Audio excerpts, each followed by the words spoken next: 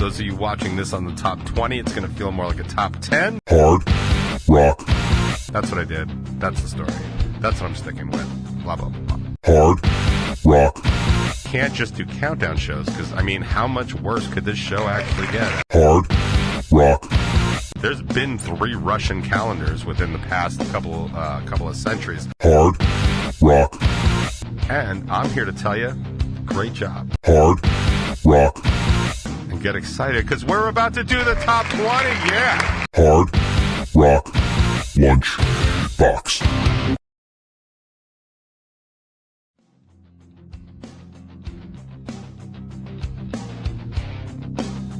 Holy crap, what is up, everybody? You know it's a good show if I'm already applauding. I haven't even said anything or done anything applaud-worthy yet, but I don't care. We're storming into the end of another new year. Wait, that's not true. We're storming to the end of another old year and about to come into a new year and all the promise that New Year brings. I will tell you, there's a lot going on today, so I'm probably not going to talk too much. Those of you watching this on the top 20, it's going to feel more like a top 10 or a top 11, so consider that your New Year's blessing.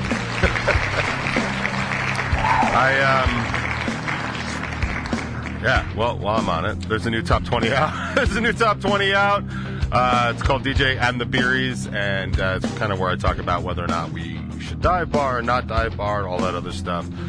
We talked about DoorDash drivers and Uber Eats drivers, antiviruses, blah, blah, blah, Revel 9, overscheduled, undermotivated, and all that other good stuff. Please check it out.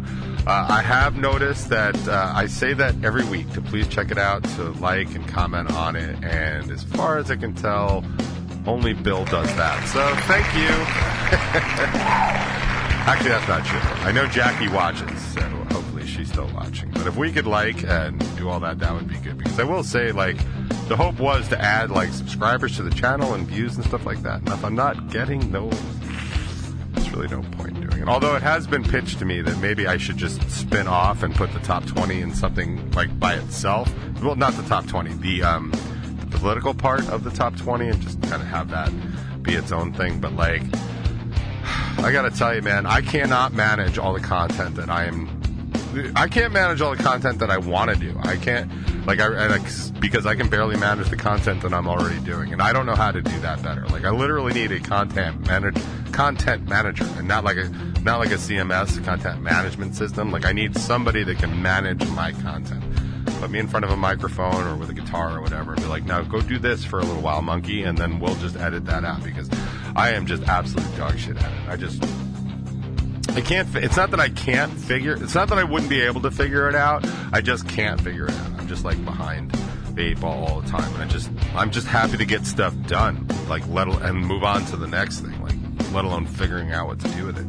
I'm kind of having that conversation with the band. But, like, we could save that for another show, because today is a very special show. Today is the top 20 of, well, this is the top 20. But the show today is the top 20 countdown. It's the top 20 songs of the year.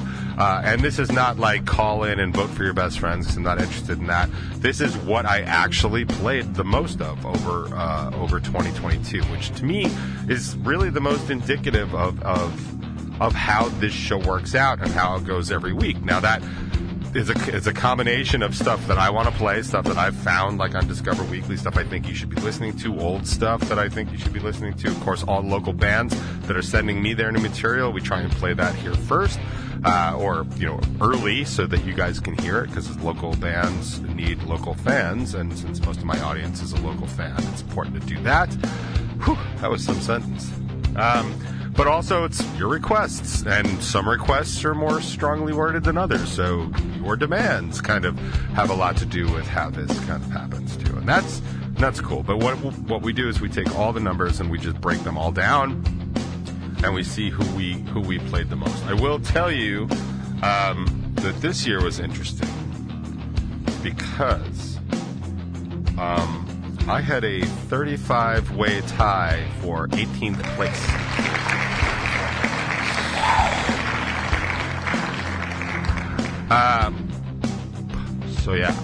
So actually, the way I did that, I thought was kind of interesting. I took all 18 songs and I gave it like a good look to see when the last time was played, and I gave it a numeric value.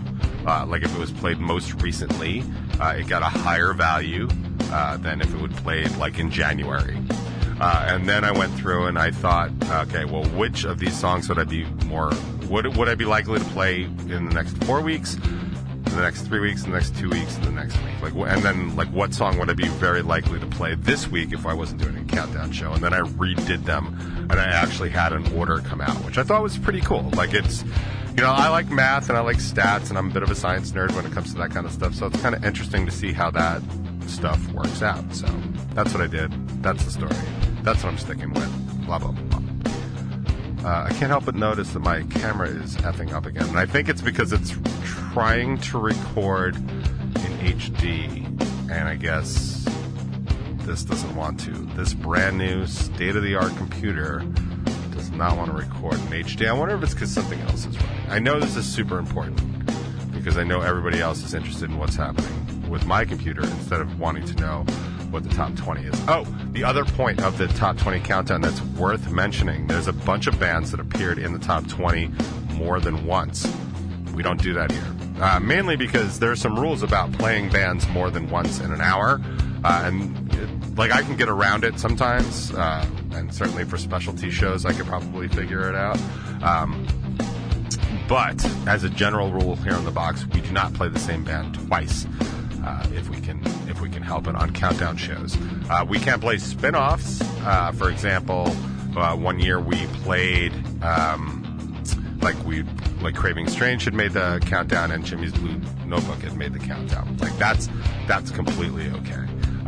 But I will tell you there were about 4 or 5 bands that made the top 20 with 2 different songs, which is great in a way because like way to push songs that like everybody wants to hear more than once. Like that's awesome. But also like you can completely see how bands get totally effed over by that because they end up splitting what they get played. So like I say every year at this time, if you want to win the top 20, if you want to win the countdown, the year-end countdown, the move really is to put out one really good song in the year, or at least have a lot of space. But that's not really good for any other part of being in a band, so I don't know that I absolutely recommend it. Plus, it will affect you on Thanksgiving when we look for the most plays ever, because the more songs you have, the more likely I'm going to play. So if you took out like if you added up the number of times I played a band this year, it is way more than any particular song. But man, we got to stop sometime because we can't just do countdown shows. Because I mean, how much worse could this show actually get? So before I start the countdown, I did want to talk about something because it is coming up on New Year's. It's December 29th here in the now. It won't be when you watch this in a week. But it is December 29th now, which means New Year's is upon us. And even though I am more a believer in the solstice, which just went down last week, because that's the true, like, kind of natural change of the Earth. Like, now days are getting brighter, or days are getting longer, there's more light. We focus mentally on New Year's and New Year's Eve and New Year's Day as a point of change. And I was going to talk about how much I actually hate people and wish, like, a lot of other people would start making their resolutions and making them better and, like, just try and be better people. Like, the lack of consideration that people show each other is really just getting worse and worse and worse. And I'm certainly very tired of seeing it and experiencing it and being the victim of it. I'm sure I'm not alone in that. But what I think is more important is that for us, the people that want to listen, the people that actually do want to change and be better, I think it's probably more important to kind of walk away with a message like this. Lots of people make resolutions. Something like 90% of resolutions are lost within or not fulfilled within the year. Like it's human nature, man. It's so cool to be like super lofty, like right before you got to do something. Like, I'm going to lose 10,000 pounds. Like, okay, that seems pretty lofty as a goal, so you're probably not going to do it. But let's say you have a reasonable thing. You want to quit smoking, you want to quit drinking, you want to weigh less, you want to work out more, you want to count to 10 before you fight with your partner, you want to read more books, you want to Learn a language. Like, all these things, like, are reasonable resolutions, right? And it doesn't matter that we're making them for the 1st of January. I mean, that's just an arbitrary point in space. I mean, there's been 3 Russian calendars within the past couple of centuries. If you want to check that out, I can certainly get you a link for that because it's funny as hell. But I think what's important is when you statistically fail on a resolution, don't think of it that way. And don't think of a resolution so much as a thing you have to do and complete perfectly. Let's be honest. Most of us don't do things perfectly most of the time, every day anyway. So I was thinking that if we keep it kind of a year-long resolution, like, what would you like to have accomplished by this point next year? Whether you succeeded at it or not, like, what would you have liked to have accomplished? Like, what try would you have liked to accomplish? So if you want to work out more, everybody's going to join the gym, or not everybody, but most people are going to join the gym, and they're going to go in January, and by February they're out. But what I'm saying is that you can be out in February, but go back in March. You haven't failed your resolution, you just kind of paused it. Don't think of the resolution as something you want to do until you don't do it anymore in 2023. Think of it as something you have all of 2023 to do. You want to read more books about Buddhism? You can absolutely buy that book on Amazon on January 1st. Maybe you don't read it until December. I had made myself a promise when I was doing a bunch of voiceover work last year that I was going to join this particular group. I was like, I have to do this. And I didn't actually. It was self-imposed. But I have to do this. I have to join this group. I have to be part of this. And I did it on December 31st of last year. Spent months, maybe the entire year. I have to do this. I still got it done. It felt terrific. So what I'm telling you is, if your New Year's resolution is to eat more vegetables, January comes, February goes, March, April, May, June, all the way. You get to December 31st of 2023.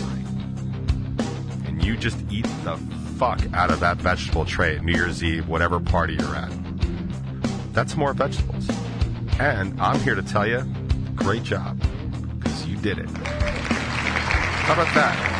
The most positive message you're ever going to hear here on the Top 20 or the Hard Rock Lunchbox. It's all about eating your vegetables and taking your goddamn time doing it. I know life is short, but life is also long. So cut yourself a break and see what you can accomplish next year. That's my plan. I've got a lot to do next year. I'm not going to get it all done in January. I'm hoping to God I get most of it done by December. And that's about the best I can do. And it's the most I can ask from anybody else.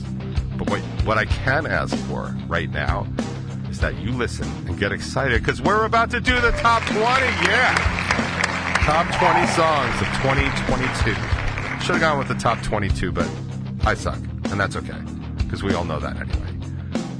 And it's really going to ring true in a minute when I play the 20th most played song of the year, because I feel bad about it. But it's so goddamn good. Let's get this started. Coming in at number 20, a song that probably no longer needs an introduction. So enjoy.